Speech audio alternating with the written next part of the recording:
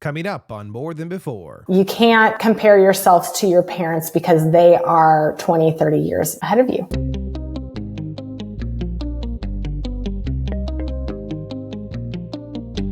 This is More Than Before with Nathan Cook. Hey everyone, welcome back. I am excited for our guest today. She is a phenomenal financial coach who has not only helped couples break free from the stress of debt, but she's also paid off over 6 figures of her own debt with her husband. And she's living debt-free today. And I'm really excited to dive into her story more. She's a mom, she's a wife, and most importantly, I think she is a friend of mine. It was so exciting to get to meet her over a year ago today as we're doing the recording. Katy Hylander, thank you so much for joining us. Welcome to the show. How are you today? Good. Thank you so much for having me, Nathan. It's so fun. It's been fun to kind of go through a little bit of your journey. When we first met, I started looking at some of your videos that you have on social media, specifically Instagram. You have such a fun flair for what you're doing in the financial world. But a lot of people, I don't know, there's just a dreariness or a drudge to it of like, oh, we're going to learn about finances. You actually make it really fun. So you have some really great content, but I'm excited to dive into your story today of kind of how you got to where you are. Give us a little bit of a lowdown. Where did you grow up and what were some of your early childhood memories? So I grew up right outside of Houston, Texas in a little, well, it's not so little anymore, a town called Sugar Land, Texas. If you go to the grocery store and you see the Imperial Sugar Company on any bag of sugar, that's where Sugar Land is located, and that's where that company was from. And I am a only child of a single mom until I was around 9 years old, and things were tight. And we lived in a 1-bedroom apartment until I was in first grade. And then we moved out to the suburbs, and just money has been very present and very kind of in my face of, hey, my bio dad never paid child support. And my mom had to do it all on her own in the 80s and 90s. And she was still able to save money, purchase a home, send me to college, all these things that take a lot of money. And so it was just, once I became an adult, it was, how did she do that on such a tight income when my husband and I are making this awesome income and we feel like we can't even make any ends meet? Yeah. Or do that for our own children. I mean, it's crazy too. Like it's interesting. You talk about your mom, single parent income, specifically your mom during that time. My wife also, similar situation, when she was growing up, although her dad was still kind of around, but it's interesting to look at your parents from where you are right now and to realize the amount of sacrifice that they've had. Yes. And, obviously later on, after you were 9 years old, your stepdad, who you actually call dad now, came into your life, and you've had some really huge pivotal people in your life who've taught you things. I'm curious who early on, obviously your mom's going to be one of those people that truly had a large impact on you, but I'm curious, who are some of those influences early on in your life that you recall going, man, this person was a huge influence in my life that truly helped me to become the woman that I am today? My grandparents, both on my mom's side. So my grandpa, who was kind of the only male figure in my life until my dad, Richard, my stepdad, came into the picture. His wife, my grandma, and then my grandma Nank, which ironically is my bio dad's mom. She was from Staten Island, so she had this thick accent, loved hearing her talk. She was blind. And but she was born with her eyesight. She had this disease called, I believe it was retinitis pigmentosa or something along the lines. Anyways, some of her retina would fall off throughout her life. And by the time she was in her 20s, I believe it was, at least for sure 30s, she had 0.1% of her vision. And she never let that stop her. And she was probably one of the most positive people that I knew. And it didn't, and I think about that now as an adult, and I'm like, I can see I have awesome vision. I need reading glasses at night, but other than that, my eyes are tired, but how bitter I feel like I would be bitter if I couldn't see anything, but she never was. And so seeing the positive and seeing the glass half full in life can make your life so much better or so much worse. And I admire Grummaning for that. And just even the tenacity, it's interesting because the tenacity between Nank and then also the tenacity of your mom, like two powerful women with a happy demeanor, right? Yeah. But also like this tenacity to move forward no matter what happens. I mean, your life, you've had some pretty big rejections in your life. I mean, you weren't able to get on the volleyball team at a certain point. I mean, that was a huge blow. How old were you when you got cut from that team? I was 7th grade. And I wasn't even on the team. I didn't even get on the team. I didn't even get on the team. But there was a persistence and a tenacity, though, that you wanted to play volleyball, yes. Right? Tell us a little bit about that. Yeah, well, so very important. It's a 7th grade. I was a 7th grade girl. And I wanted to be on the volleyball team because I liked their uniforms. They had cute uniforms. They wore spandex shorts. I wanted to be part of that group of girls, and I was not. They did not allow me on that team. So those are the important things to know about this. But I did want to be part of something because my mom told me that I needed to be part of some extracurricular activity. And so I tried out the first time that I could be on any school team was 7th grade. I liked the uniforms, so that's why I went out for volleyball. And I made it to the final cut, but then I got cut on that day's tryouts. That night I came home and I started practicing. They had us go through multiple different drills, and there were some drills that I couldn't do just because I wasn't on a volleyball court. But there were others like ball control, passing to yourself, setting to yourself, that I could control those. And so I started practicing those the day that I got home. I ended up that following spring, my mom said again to me, you have to be part of some extracurricular activity. So springtime is either track and field, or she was going to make me be in the band.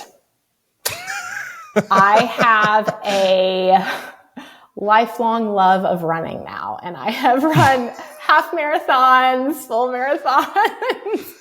But yeah, I was part of school sports, and that next summer, the summer between 7th and 8th grade, I did do some camps, which I did not do the summer before, and I made it 8th grade team and played through junior year of high school. Wow, that's really cool. And to those of you listening, you might be thinking, okay, well, that seems like a little insignificant. But no, I think it's a huge piece of her story, because I think that's really one of the first big rejections that you had in life.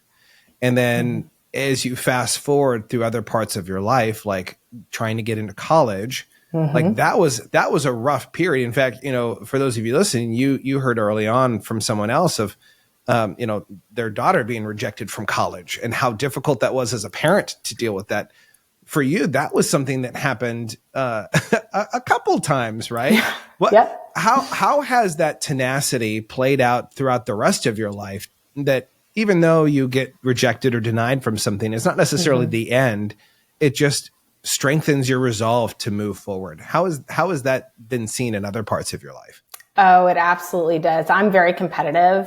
And so when somebody tells me game nights at our house are fun, because my husband is also very competitive. So let me just throwing chairs to the window. Yeah, I can't believe that you took Boardwalk. So funny thing. A few years ago, we were playing the card game Uno, and it was my husband, our 5-year-old daughter at the time, and me. And Spencer and I were so focused on making sure that neither one of us One, that our 5-year-old beat both of us. So anyways, back to tenacity piece. It was almost, to me, the rejections were not it didn't push me down. I mean, it may have pushed me down, but I just popped right back up and I said, okay, that's just something I have to jump over now. And I'm going to prove it to myself that I can. And I'm going to prove it to other people who don't believe that I can, that I will. And, that could maybe be good or bad. Yeah. But it served me well because it just has been more of a challenge that I have to do better and get better. And then I rise to the occasion, or at least I attempt to. Well, I love that piece of your story too, because you see it throughout your entire life, actually, when you kind of look through. And I'm also curious because for you in your life, you've had so many different careers. You've really gotten to try a number of different things, from ninth grade biology teacher to getting to work in an ICU for a number of years. I mean, I'm curious, journey-wise, how do you know when to pivot? Because there's this side of tenacity where you go, this is what I want, this is what I'm pursuing. And maybe there's a pivot to keep moving that direction. But then there's also a pivot, like you literally went into completely different careers. And to most people looking at it might go, I don't see the connection with that. Yeah. I'm curious for yourself, when is it time to pivot? And when is it time to sink your feet in and really start pushing forward? So I'll just kind of do a quick overview of my career and then I can fill in the links. I graduated Texas A&M with a degree in nutritional science. I realized the summer before my senior year, as most people do, that was actually not the career path that I wanted. Great timing, right? Right. And perfect timing. And I really wanted to go into the nursing field. Well, Texas A&M did not have a nursing program at that time. So instead of transferring my senior year, I just decided to finish out that program. And then I would just find another program to finish out the final 2 years of nursing school. I didn't get accepted into any nursing programs for the fall after I graduated from my first undergrad degree. And so I went back to school. I retook some classes like microbiology and things like that are not fun to get my GPA up. And during that time, I didn't want to live at home anymore and I wanted to be an adult. And so I decided to become a high school biology teacher to kind of bridge between graduating from college and then going back to nursing school. So that was why I became a teacher. Then I did get into a nursing program. I think it was 3 years after I had actually graduated from Texas A&M, then became an ICU nurse. Along with, I kind of climbed the ladder a little bit and became a rapid response nurse. And then I was house supervisor as well. And during those years, we were paying off a ton of debt. And I was doing side gigs of photographing families, photographing weddings. And then I realized, and then I was also kind of the nurse that everybody would come to with financial questions. And I was leading Dave Ramsey's Financial Peace University classes. And there was this opportunity to go through their coaching program to learn how to be a coach, which then pivoted me because I was so passionate about us getting out of debt and helping others that I knew who would come to me and confide in me with their problems on how to help them get out of debt, that it just kind of naturally became this transition of, well, what if I could become a coach and help others get out of debt the way that we did? And just looking at the season of life that we were in, My husband had become a nurse practitioner at the hospital that I was working at too. And just because of kind of levels of seniority, we couldn't really work together on the same shifts. He couldn't be giving me orders, even though I was giving him orders at home. No, I'm just kidding. We all know who's really in charge here. yeah, we know who's really in charge.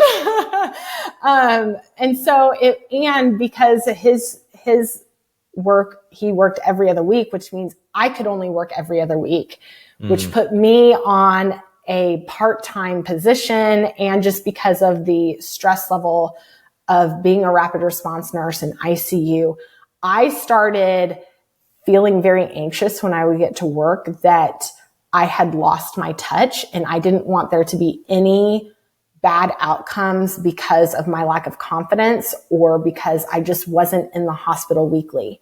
And so that really helped.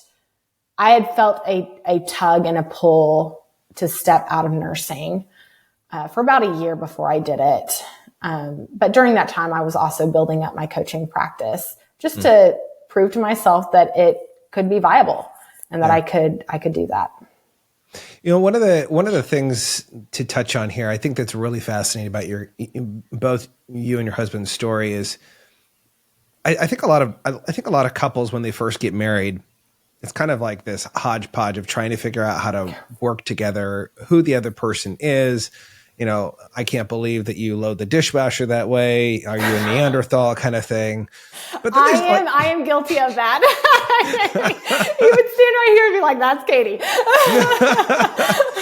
But I think what's really interesting about your guys' story, and even if you guys, like even listening, I think one of the really cool parts about your story is you guys both went to school together for nursing, correct? Yes. Yeah. Most people, it's hard to get into a school. They went to the same school and they both decided to go into nursing at the same time, which I think to me, that's like mind blowing. But then you guys are building your life. You guys are both working. You recently just graduated and you guys want to treat yourself. Right. I think that my wife and I were like this too. I was like, you're out of pharmacy school. It's time to treat ourselves. Like it's been a long, hard road. And all of a sudden, you start purchasing things that you don't really need that are out of, let's just say, the maturity level of what you should be purchasing. Yeah, absolutely. Which I'm curious because so many people get to that space early on in their relationship where they never really figure out how to be on the same page financially.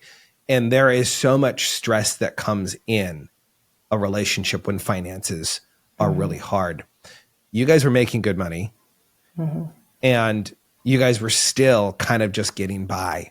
What was that point in your guys' marriage where you realized you needed help, that something needed to change in order to have more than you'd ever had before? So I can't speak to when that realization happened with Spencer, but for me, I can tell you exactly where I was. I was in our living room and I was sitting at the desk and I was looking at our finances and going back to my mom getting paid, I think it was $30,000 a year. I mean, nothing, right? Nothing she was being paid. And she was still able to save for my first undergrad degree. Let me specify that. My first undergrad degree. And tuition paid for, books paid for. I mean, everything was paid for. And here Spencer and I are making likely triple what she was making. And we couldn't set any money aside for the one child that we had at the time. We now have 3 for her college education. And it was because we were spending so out of control. We were making purchases because we could afford the monthly payments. And it was stealing from our daughter's future. And I felt this huge wave of guilt. Like, how can my mom, being a single mom, have the maturity and responsibility of managing her money so well that she can purchase a home and send me to college on just her income? I mean, she bought that home and started that college fund prior to marrying my dad. And it hit me so hard.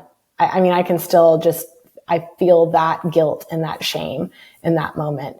And so I don't know what it was for Spencer, but that was the moment for me that I realized something needed to change. And what's interesting is I know that he and I talked about it. I don't really remember those conversations, but I remember confiding in one of my best friends, Rachel, about our situation. And she gave me the old school Dave Ramsey Financial Peace audio CDs. Like, she had them in that old CD zip case, right? By the way, for those of you listening, CDs were before MP3s and after cassette tapes. Cassette tapes, yeah. You can tell how old I am. Anyway, she gave those to me and she said, Katy, this changed our lives. You need to listen to these and it's going to change yours. And so we were on our way down. We were living just north of Tulsa at that time. And we were driving down to the Houston area to visit our parents, because his parents still lived in the Houston area too.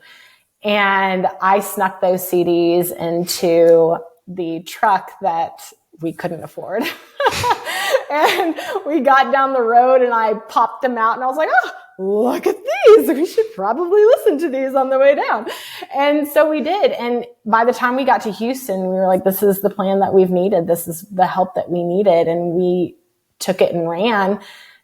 And I am so thankful for having a spouse and a husband who recognized that there was something that needed to change and being on board with the same plan. I cannot imagine being married to somebody who would not step beside you and become a teammate for having a goal that you both want, right? It's just, how do we get there? How do we agree to get there? Well, together? I love what you say about you both wanting it, because that is true. Right. In a relationship, you both have to want the same thing. If you guys want different things, you guys are going in different directions. Right. And I hope you hear what she's saying right now, because this is a huge piece. Never discount the opportunity of listening to something together as a couple on a car ride. Like, some of the best conversations, some of the best times of growth between me and my wife are a car ride to the coast for an hour, or going down and seeing grandma and grandpa that are 2 hours away. That small time investment of listening to something that encourages both of your hearts moving in the same direction to spark conversation is huge. And those are times that actually my wife and I, we covet a lot now, you know, whereas we used to like listen to music most of the majority of the ride. Now we're at least trying to listen to something where we can both grow. And it's always interesting because now we're kind of in this place where we're like, hey, I found this. Oh, look, we should listen to this one. It's about patience. This would be great for you, honey.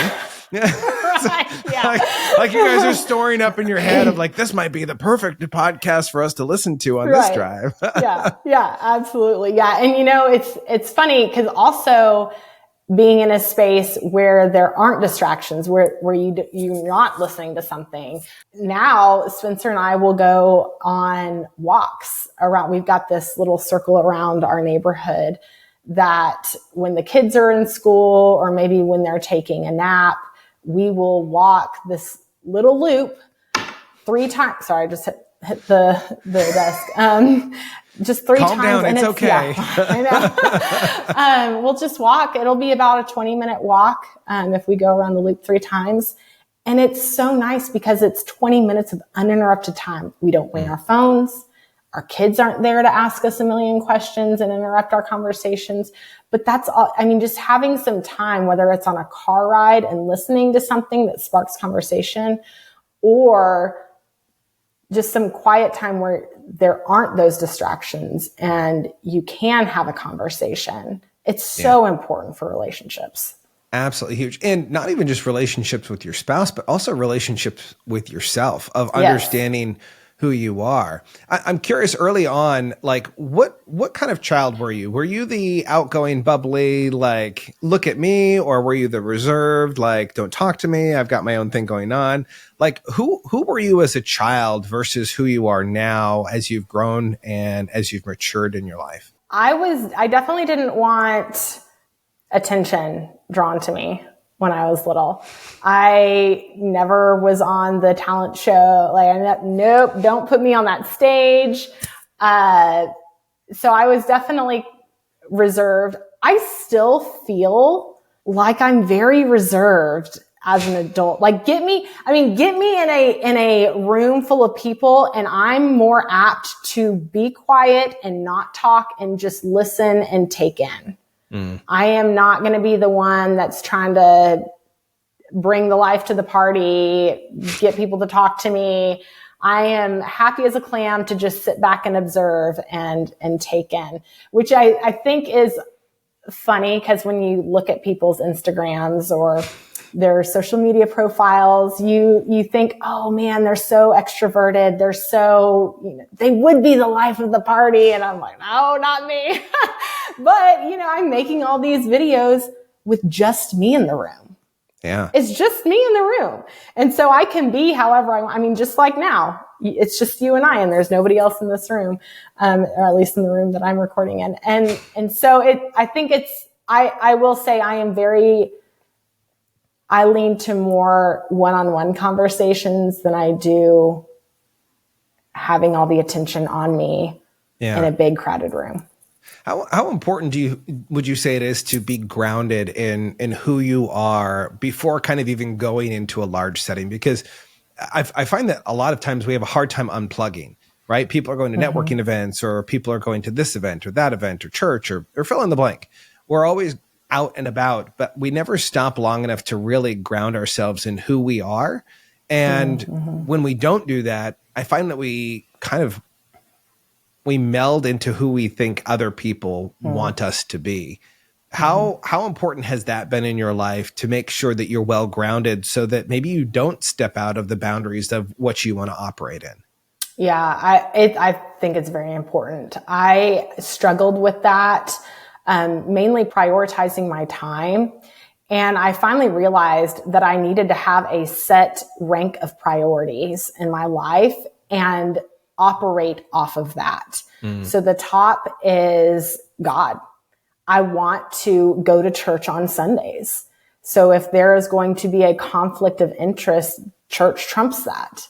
I want to make sure that my children know the Lord. And so we pray before we eat. We pray at night. We talk about things that are hard and we don't understand. And how does that play into things? Why would the Lord allow this to happen, but not this to happen? And so having those conversations. And then the next priority is my family. So if there is a conflict between meeting a client of mine during the time that my kids are home, I'm not going to offer that. I'm not going to use up my family's time for work or for friends. I mean, I do have, maybe monthly girls' nights or something with some of my friends, because I do also think that it's important that my children see that I have friends and that I do have priorities with friends, but my family's not going to come second to that. So making sure that I have filled those glasses with my kids and my husband before I schedule anything with friends is also very important. And so it's not all things are equal. It's this comes first, this comes next. And then it's been a lot easier to say no to things, because I'm also horrible at saying no to things because I feel like I need to give an excuse. Why can't I do this? Well, I can't do that because fill in the blank. And I've realized now that, and I still struggle with that.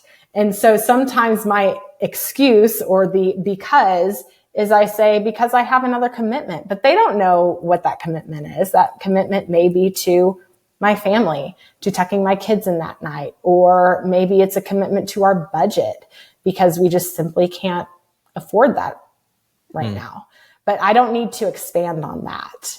And honestly, I don't need to expand on why I can't do something either. Yeah. But, I do find that it's very important in the way I live to have those priorities. Well, and I love what you're saying, because the expectation that you have to give a reason why you're not doing something or why you are doing something is really big. And it's funny because even recently I've noticed this in my replies to text messages or a reply to an email, where maybe it might take me a couple extra days to get back to an email that I know I want to respond, but I just don't have the time to give it the right amount of thought behind it.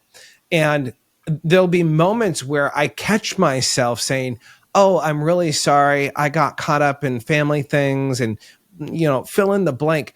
At the end of the day, your responsibility is to respond to that and not necessarily give an excuse or give a reason why.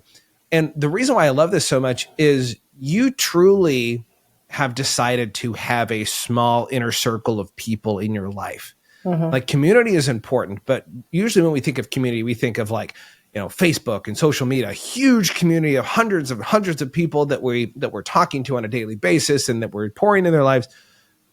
But one of the cool things that I find about you and your life is that you guys are very intentional about the people that you surround yourself with. How important is choosing the right community in order to stay grounded in who you are?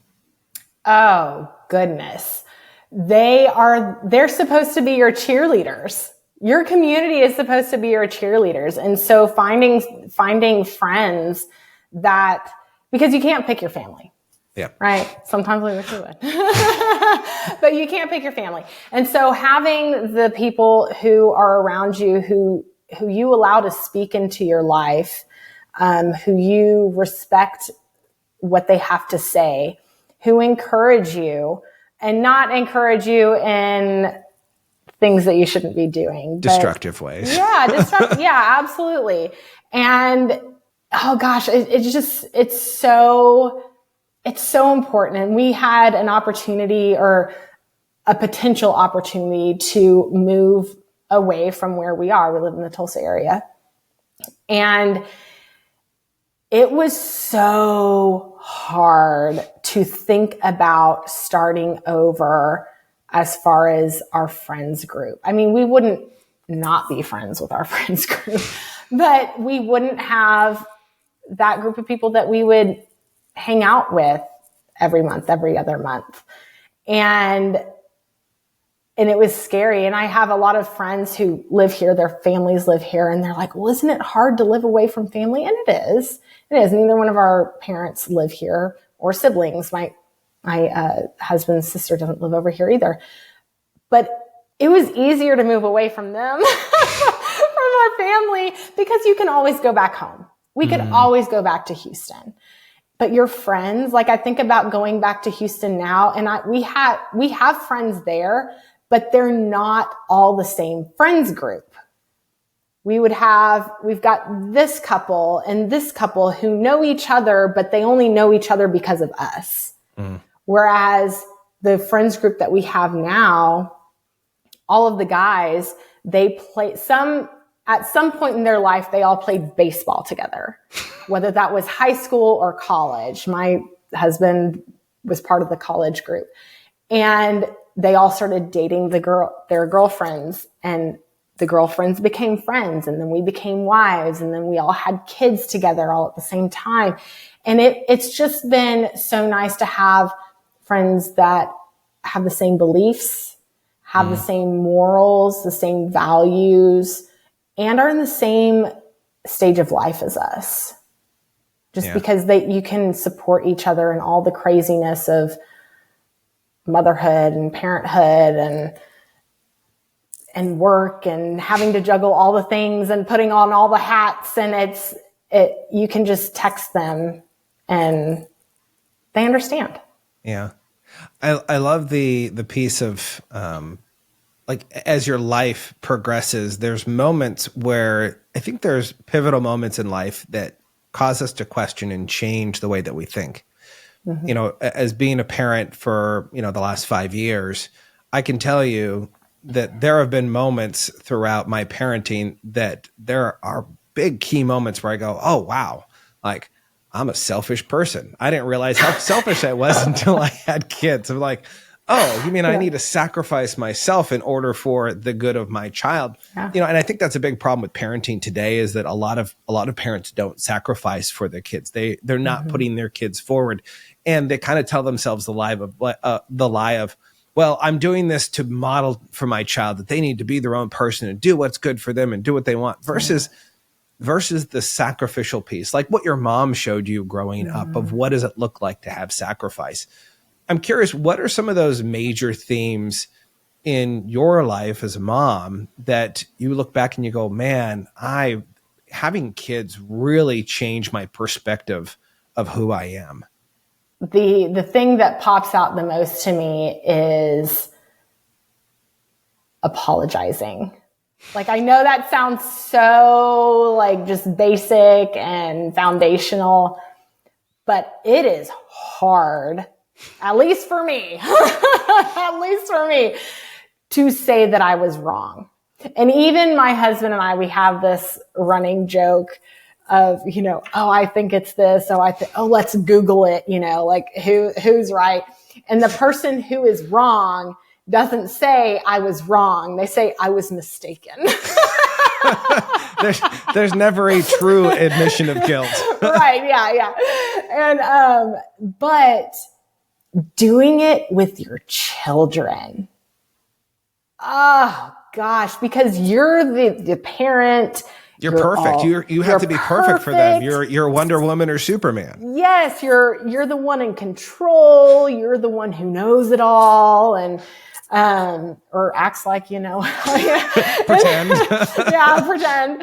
And admitting that you were wrong, that you talked to them in a tone that was not kind, that you weren't there for them, that has been very hard because it's something that you want them to, you need to apologize to your sister for hitting her, right? Or for taking a toy or whatever, but you as a parent aren't willing to apologize for something that you did that hurt their feelings or that you weren't kind to them or talked to them in a kind way. That's huge. And it's hard apologizing to a 5-year-old or a 7-year-old or whatever age they are, even if they're teenagers. It's hard, but that helps establish the trust and the connection with your children too. So that has been a huge thing for me. It's interesting. I was just thinking about this, that it's interesting how much easier it is to apologize to other people than the people that are closest to us, like our spouses, like our kids, even like our parents. Yes. Yeah. I don't know about you, but I find myself apologizing to my parents a lot more the older that I get. But it is really interesting though, because I almost wonder why. I don't have the answer to it, but I wonder why it is that it's so difficult to apologize to the people that are closest to this, because they see our flaws already. Like your kids see you at your worst. Your husband, your wife, they see you at your worst. You're not hiding anything. So why do you feel like you need to hide it from them even more? It's almost like this, we give off this disillusionment of like, oh no, I'm not wrong. It was a mishappening, right? I don't know. There's something about that that's really interesting. And I love that you say that. What has been one of those critical moments in your life? We talk about crucible moments where life heats up and you really have to make that decision of, am I going to be the person who God created me to be? Or am I going to choose to waffle? Am I going to choose to be malleable and just kind of sink in with the rest of, society? I'm curious for you. Can you recall a moment in your life where you were in one of those crucible moments where maybe integrity was, had to be checked, and you had to say, no, this is who I need to be. Maybe there was a sacrifice that came afterwards, but What's a crucible moment for you that you felt, man, I really had to stand up for who I know I was created to be versus going along with what the crowd was going with? Okay. So there's one thing that pops out to me. I've always had a hard time sharing my faith because I don't want to offend anybody. And I had a patient who was going to die. He was going to die. And he was young. He was 24. And he did not believe in God. He was atheist maybe. I don't know. He believed in something with like Agnostic. The raven. Yeah. But like he believed in signs of ravens and like, I don't really know. I don't know. It was strange. I don't remember. Yeah. I don't remember what he believed in or what he didn't believe in. I know he did not believe in God or Jesus. And I remember texting my pastor. Oh, and I was told in report, do not talk about God or Jesus to him. And I just remember the weight of, oh my goodness, he's not going to die on my shift, but he is going to die. He's got an illness that is going to kill him and probably in the next year. And I remember texting my pastor and asking, what do I do? I feel like I need to talk to him about this, but I'm uncomfortable talking about my faith. But then how do I talk to him about it when I know that he does not want to be talked to about it? And also his illness, he couldn't really talk either. He could understand and he could nod yes or no, but he couldn't converse. Articulate. Yeah. And he said, just ask if you can open up that conversation. And he may say no, and that's okay, because you know what? It's not your job to save him. I was like, okay, you're right. It's not my job to save him. That is not my burden, but I can at least approach the conversation. And so, I don't know if this was the right time to have talked to him about this, but it was the longest time that I was going to be in his room for an extended period of time was when I was bathing him. And so I was giving him a bed bath, and I asked if I could talk to him about God and Jesus. And he said no, but I asked. And I remember feeling proud of myself. I don't know if that's the right term either, but maybe courageous that I actually spoke about that. So I don't know if that was the answer to your question or a good one. Well, I don't think it has to be necessarily an answer to it. The answer. It's not the answer. Right. Well, technically, I think that is the answer to the question, though. Yeah. And with where we are in our life, it's so crazy to me how many people shy away from their faith, especially Christians. Mm-hmm. Christians specifically shy away from their faith. And it's so crazy to me how many people that I meet on a day, like I remember this. So, we met in Tennessee and, the Bible Belt, everyone knows that, right? And I live here in Portland, Oregon. Like someone who moves from Portland, Oregon to Tennessee, I had a client that did this. He moved out there, and when I went out there and I went to see him, before I got there, he said two things. First of all, everyone will always ask you, what do you do for work? I'm like, okay, yeah, that happens here too. Yeah. And he said, but then everyone will ask you what church you go to. Like without fail. And I was like, yeah, sure. Like they're going to ask me what church you go to. Sure. And I get there, and it was alarming to me. It was crazy to me that people actually asked you what church you went to. What you believe was something that was really important. And what's really interesting about this is that we live in a world where, like, at least where I'm at, Christians do not profess their faith freely. It is tamped down. It's pushed down. And it's interesting how many people will say they believe in God, but they don't believe in Jesus, who is the Son of God. And there's a very big distinction between believing in God, believing in Jesus, and believing that Jesus was the Son of God. Right. And so I completely relate with what you're talking about, though, with faith. How instrumental has faith been to you in your life? Oh, it's been a huge part of my life. I've I've grown up in church since before I was even born. and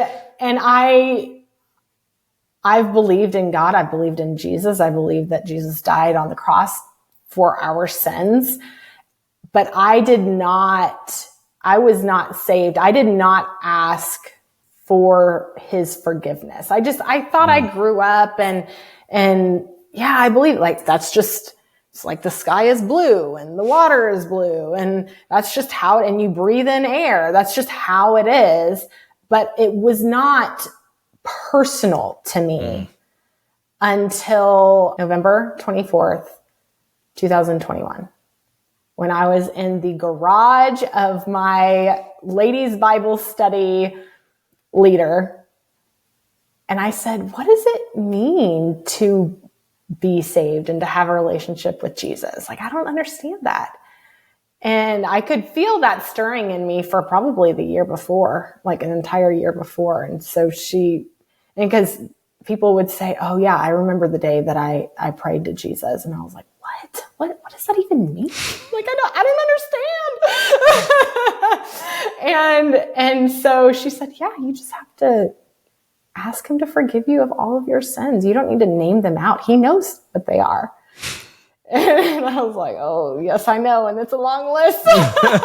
It's going to take a while. Yeah, it's going to take a while.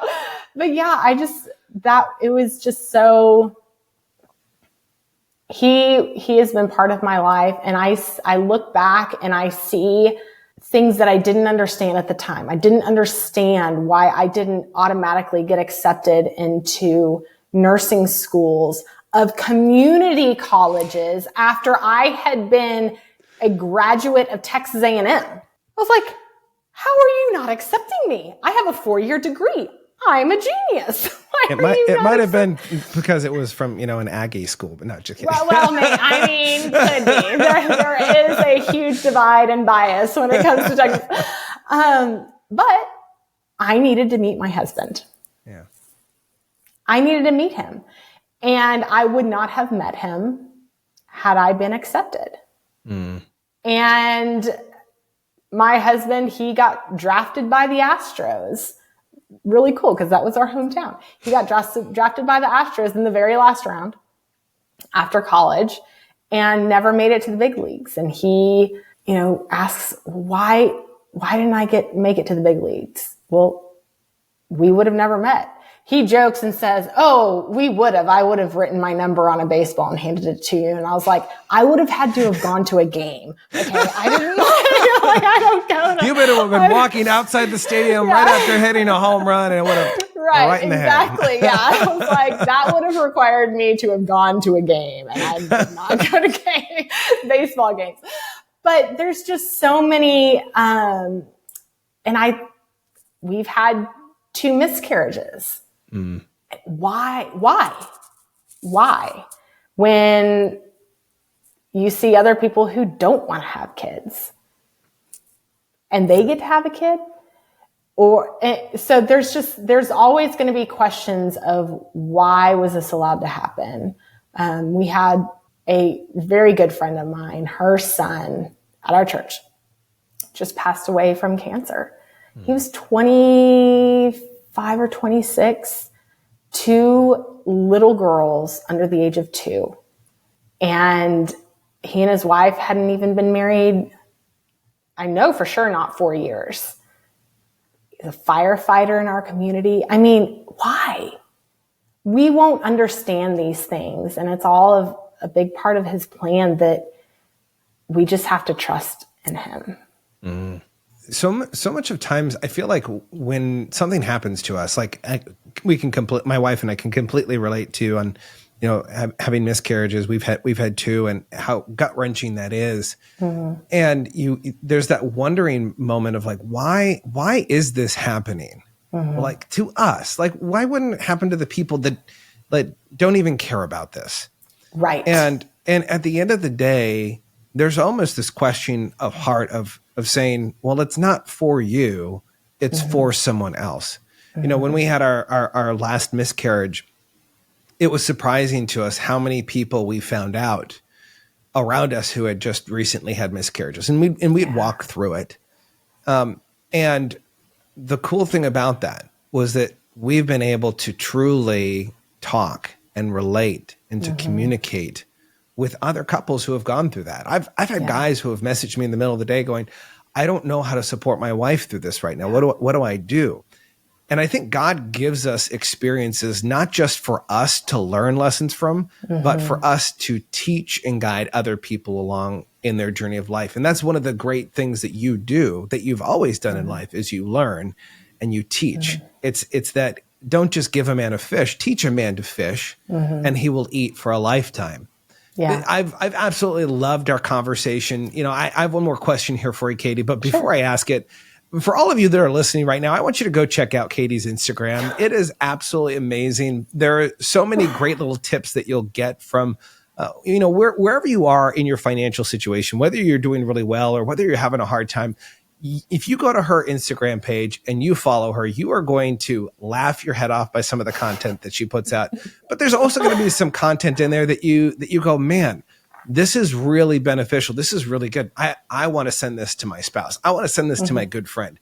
It can have a huge, tremendous shift in people's mindset. And I know that you've had multiple clients who have shared your content that has transformed the lives of their friends because they started to learn the principles that you teach. So make sure you go check out her content. Go find her on Instagram. You can search Katy Hylander. That's KatyHylander on Instagram. Follow her. You're going to love what you see there. But Katy, we live in this world, and I've heard you talk about this, but we live in a world that is constantly trying to sell us something. Yeah. They're trying to sell us the newest improved gadget, a new car, a vacation, plastic surgery to look better, supplements to make you feel better. And the list goes on and on and on of all the things that we need to buy. And there's a danger. And I think you've experienced that danger in your lifestyle early on, and you've had that shift. But I'm curious, what's the danger of comparing your life to others? And what encouragement would you have to couples who find themselves in this monetary rat race, making financial decisions that seem and may appear like it's good in the moment, but in hindsight, they're really just destructive? Yeah. Well, when you compare yourself or try to keep up with the Joneses, it is stealing your joy for life. You will not be content. It will not fill you. The danger with social media and the way that we are now all connected via the internet just means that you can see everybody's yard. You can see in everybody's home now. It's not that you get to only catch up with them once every 5 years, 10 years at high school reunions. You catch up with them every day. And so there is a danger in seeing, oh, well, this person was able to go on this spring break trip or this summer trip or this Christmas trip. Or they just bought this new vehicle or that new vehicle. I mean, Americans in our vehicles, we are so prideful for those things. And what you don't know is how they paid for it. Because wealth is something you cannot see. You cannot see wealth. Wealth is the amount of money that you have in the bank, the amount of money you have in investments, the amount of money you have in your home. What you know when you look at a trip or a vacation or the clothes or the shoes or the cars or whatever it is either let's just say it's a $10,000 trip. Okay. They go on this awesome trip. They are either $10,000 less wealthy monetarily, the experiences, whatever is that, anyways, they either have $10,000 less in the bank or they are $10,000 more in debt. That's all you know. That's all you know.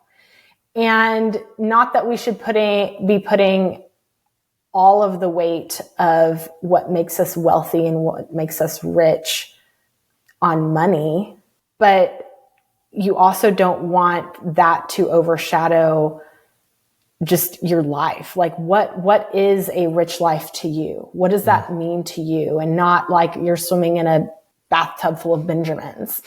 Think about it as like when you describe a cheesecake is rich. It sticks to your bones. It's fulfilling. What is that for you?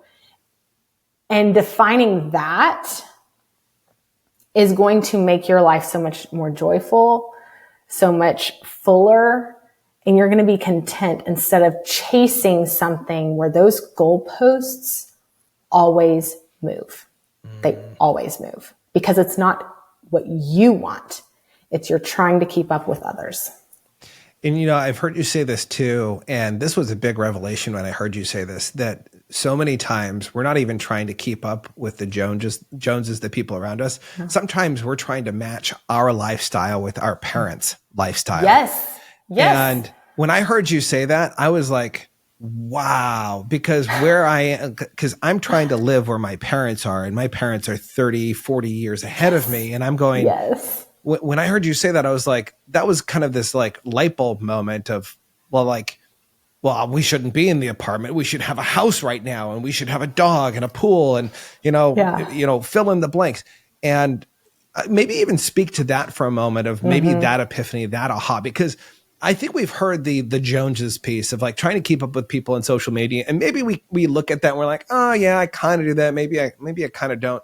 I think we absolutely look at our parents and we go, I'm not in a good place. My parents sacrificed and I'm not where I should be based off of where they are. I should be in the same exact space as my parents. Right. Yes. Well, yeah, because you leave their home, you either get a job or you go to college or something, and you feel that you should be going from their nest egg that they have spent 30 years building to the exact same thing. And that's not the case. You are not in the same space as they are. Or if you think of, oh, well, I should have this car because my parents have this car.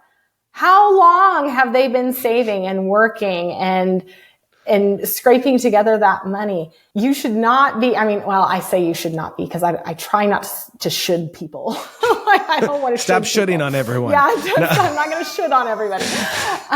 But yeah, there's this thing about being the same par as your parents or above.